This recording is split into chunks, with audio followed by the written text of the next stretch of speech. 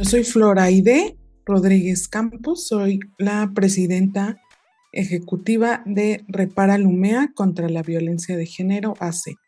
Y bueno, en este día de que ya viene el día conmemorativo de Día Internacional de la Eliminación de la Violencia contra la Mujer, pues platícanos un poco qué hace Repara primero. Repara Lumea somos una organización en donde nos enfocamos en la prevención de la violencia sexual. Bueno, en estos días creo que con lo que pasó con la presidenta hemos escuchado mucho sobre el tema de la violencia sexual.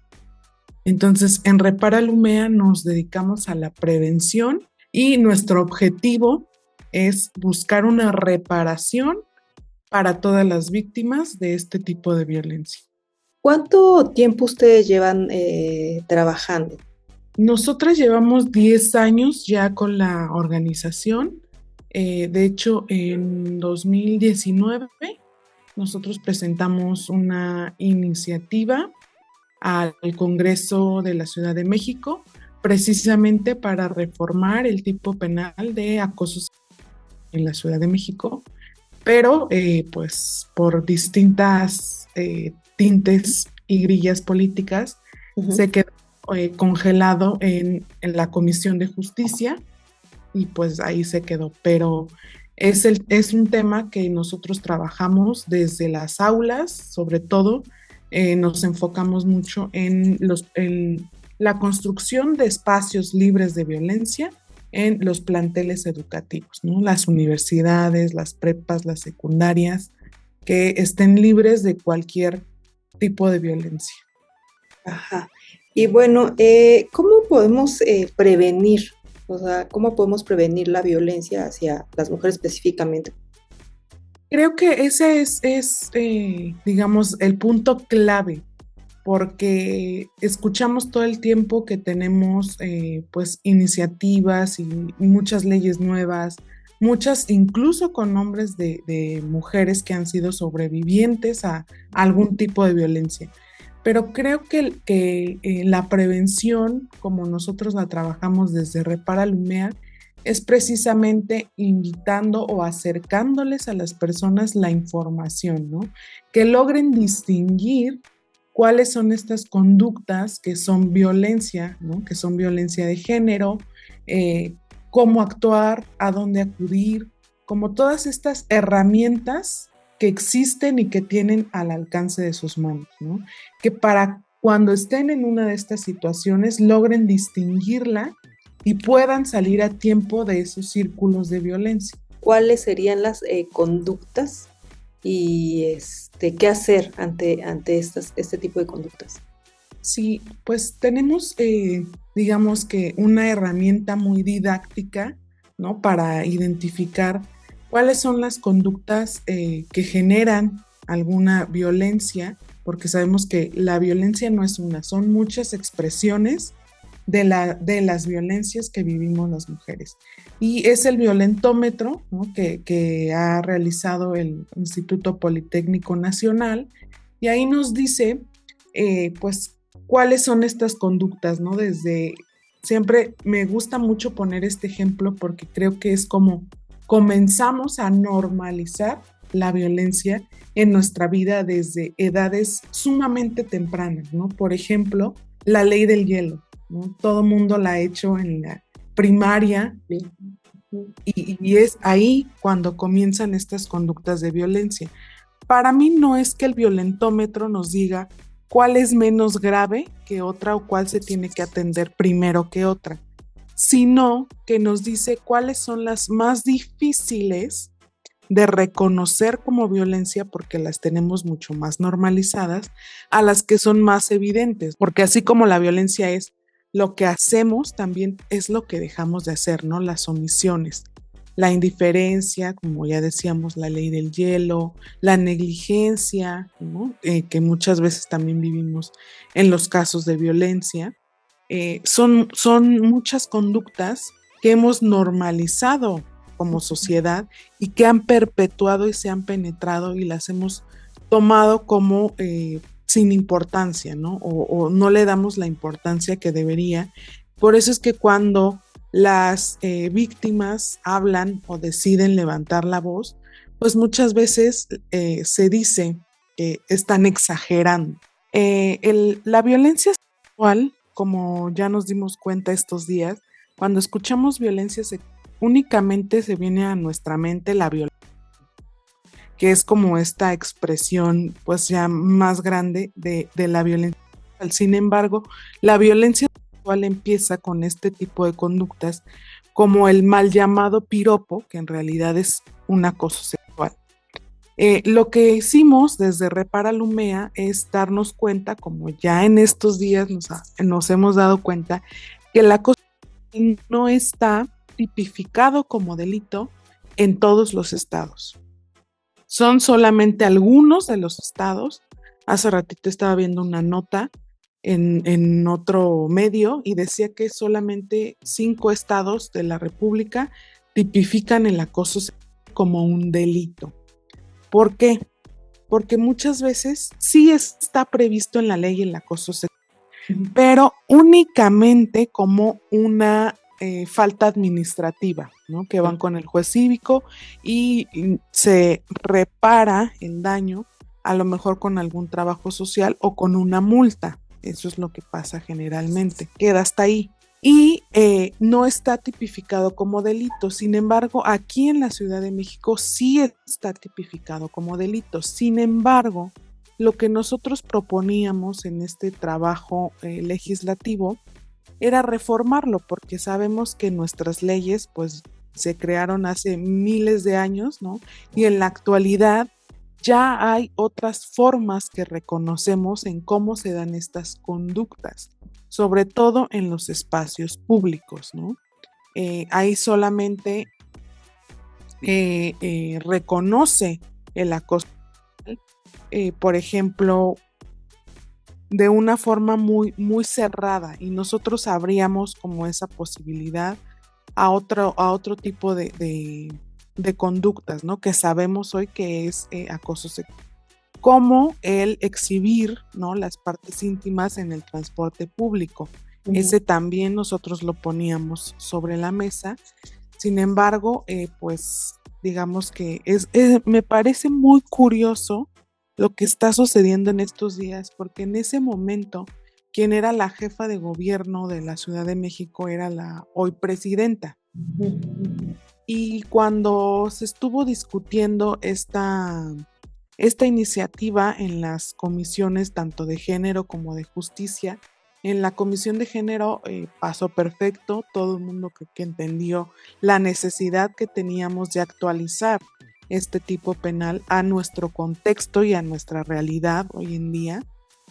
Sin embargo, en la comisión de justicia, el presidente en ese momento era el diputado Eduardo Santillán, precisamente de Morena, y cuando nos acercamos a él, porque los trabajos ya se habían como pausado, él nos dijo que no podía darle prioridad a esa iniciativa porque él tenía encargos más importantes de la jefa de gobierno que atender.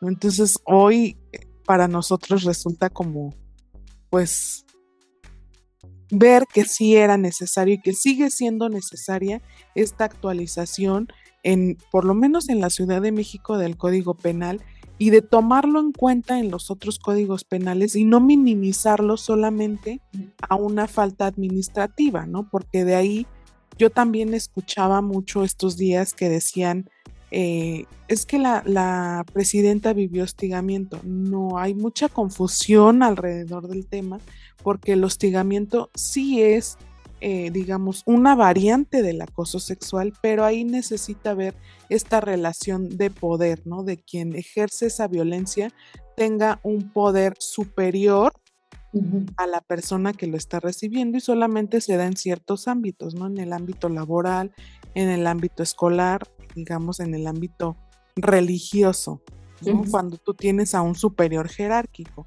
Entonces había como mucha confusión, y eso es lo que genera lo que nosotros también proponíamos en esta iniciativa, que las políticas, las iniciativas no solamente deben ir acompañadas de este cambio legislativo, sino de una política pública integral, que Ujú. era socializar qué era cuáles eran las conductas, ¿no?, que actualizaban este tipo penal, este delito, y que la gente conociera esta distinción entre cuándo es acoso, cuándo es hostigamiento y por qué valía la pena diferenciarlos, ¿no? Porque al haber una relación de poder, pues tú tienes una ventaja sobre la víctima y eso hace que la pena del delito pues sea mayor.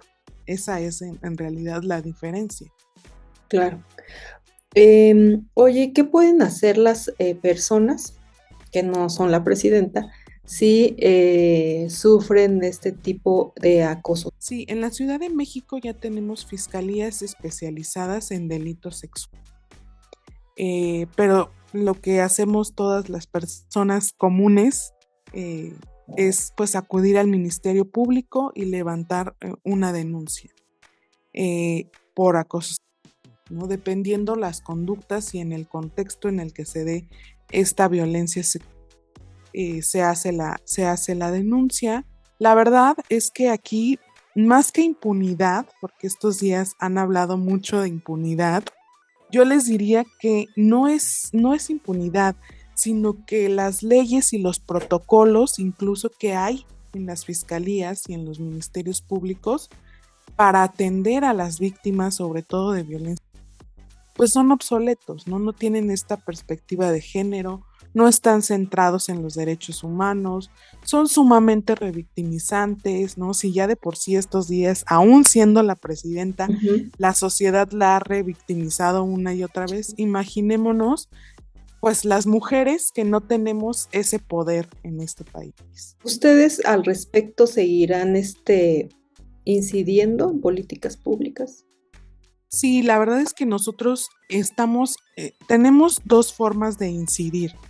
Una digamos, en el territorio, ¿no? Que es con el ir y dar este tipo de información con conferencias, con talleres, con capacitaciones a instituciones, escuelas públicas, escuelas privadas, con la creación de protocolos, de indicadores, ¿no? De cumplimiento. Esto sería eh, en la parte de prevención. sí, en la parte de prevención. Y por la otra parte, digamos, en el tema legislativo, pues nosotros seguiremos levantando la voz. Sin embargo, creo que estamos viviendo un momento político álgido, ¿no? En el que si tú no simpatizas plenamente con algún color eh, o alguna ideología, pues es muy complicado que tus exigencias realmente sean escuchadas, ¿no? Y nosotros, como parte de la sociedad civil, pues tenemos el deber de no caer en este tipo de politizar el tema, ¿no? Sino de realmente buscar que se cumplan las exigencias, mirando las necesidades de todas las mujeres, porque como vimos, sí todas tenemos o vivimos estas desigualdades, pero pues unas más que otras, ¿no? Claro. ¿Y cómo se pueden acercar a ustedes a reparar, vea, mujeres o víctimas de violencia sexual? Sí, en todas las plataformas digitales estamos como Repara Lumea y tenemos también ahí, si se van a la página Ujú. de Instagram, ahí tenemos un número en donde también tenemos un número de atención. Ujú. Ahí también nos pueden mandar correo electrónico, por teléfono o a través de mensaje directo en cualquiera de las plataformas digitales. ¿Qué tipo de apoyo ofrecen ustedes? Nosotros ofrecemos la asesoría jurídica Ujú. y hemos creado a lo largo de estos 10 años una red de apoyo con algunas otras organizaciones que se dedican, por ejemplo, a dar atención emocional, psicológica, ¿no? Entonces, si necesitan en ese momento de ese tipo de apoyo, pues las canalizamos ya con la red de apoyo que nosotras tenemos. Buenísimo. Oye, y solo ya para ir finalizando, pues ¿cuál es la importancia de que no solo las mujeres, sino que también los hombres se sumen a pues este trabajo de concientización? Sí, es muy importante que no tomemos este tema como es solo cosa de mujeres, ¿no? Ujú. Porque al final de cuentas, pues en la sociedad existimos hombres y mujeres y es responsabilidad de todas y de todos, pues no solamente prevenir, sino como dice este día naranja, erradicar la violencia en contra de las mujeres, porque estadísticamente se dice que 7 de cada 10 mujeres mexicanas ha vivido algún tipo de violencia a lo largo de su vida, ¿no? Y yo siempre les digo que para mí esa cifra pues no es real porque las otras 3 mujeres, seguramente cuando les preguntaron en esta encuesta si habían vivido algún tipo de violencia, dijeron que no, pero precisamente porque no logramos identificar las violencias, ¿no? Desde la violencia psicológica hasta la violencia extrema que vivimos todos los días en nuestro país, que es pues el feminismo. Ujú. Pero es tarea de todas y de todos porque pues todos vivimos, todos convivimos en esta sociedad y además, digamos que si nos va bien a las mujeres, que somos más del 50% de la población en nuestro país y en el mundo, pues yo creo que les va bien a todos, ¿no? Claro, totalmente. Flor, pues muchísimas gracias. Yo te agradezco mucho tu tiempo para la entrevista y no sé si quieras agregar algo más. Pues yo les diría que a partir del 25 de noviembre comienza también una campaña que se llama Únete, Ujú. que va del 25 de noviembre, que es el Día Internacional para la Eliminación de la Violencia en contra de las Mujeres, al 10 de diciembre, que es el Día Internacional de los Derechos Humanos, que llamamos los 16 días de activismo, ¿no? Ujú. Que son tomar acciones todos esos días para erradicar la violencia en contra de las mujeres. Entonces, todas y todos podemos hacer algo, no tenemos que esperar como que el gobierno únicamente tome acción, sino que la acción que podemos hacer va desde nuestro círculo más cercano, ¿no? Desde nuestro grupo de amigas, de amigos, en la escuela, en el trabajo, y creo que es eso, todos y todas podemos ser agentes de cambio. Listo, totalmente de acuerdo. Pues muchas gracias, Flor. No, gracias a ustedes.